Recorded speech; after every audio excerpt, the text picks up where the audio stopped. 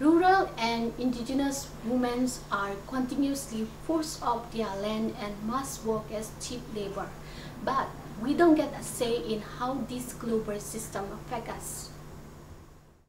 Rural, indigenous, and migrant women of Asia-Pacific bear the brunt, both financially and ecologically, of unjust and inequitable globalization.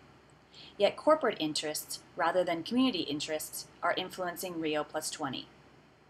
In the Philippines, research has shown that increased plantations, mining, and logging have degraded the land, making it ecologically fragile and vulnerable to development and natural disasters.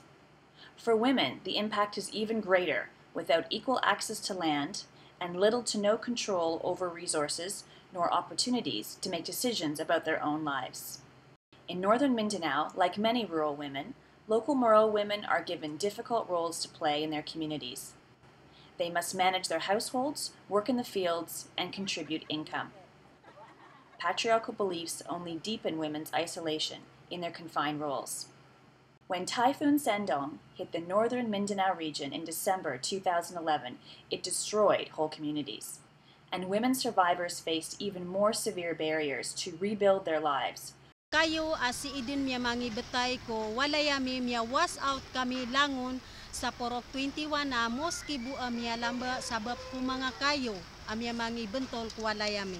Na aya kaya pa kabinasa niya na andin ni kaya pa manamberian sama beger na gumiuran na din na pekaran ko begyo inun tabo sa mga kayo na ito na ipekarnong kakagim niya da na madakal ka so maawi din na kano na porok 19 na adna miya sarba kaanyan kiyang buwata miya kataluga kiyang buwata yan na sabab ko di pekaraga lumalakaw na miya karga misa kangga na mimuloy bedin sa kanya na bakola di pekalalakaw kataya miya kalimad nulan na di pekalalakaw.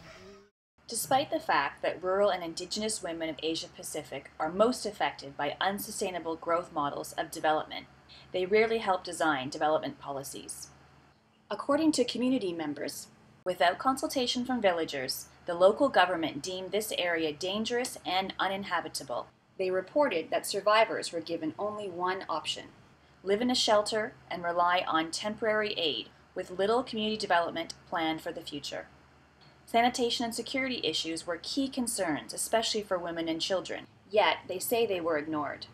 Without access to land or livelihoods, they would have no way to support their families. Na mala apektado niyan kagito ba so kabasa corona mi ano so sagingan nami so di mi di kumaisa na de din kami belo imanto ator na da mi pemulaon. Agrarian and land tenure reform is key to enforce women's equal land and property ownership. Despite these barriers, 6 women from the community joined a local NGO program to lead the rebuilding of their village. For the first time, these women leaders are conducting consultations, joining in meetings, managing finances, and making key decisions. Mga seminars, mga NGOs namin miatero ami ko mga dato ami agi angay apa ko go per kami gi isabab akya betadang kami si isa Kapuso village agu adempen a iskwilaan.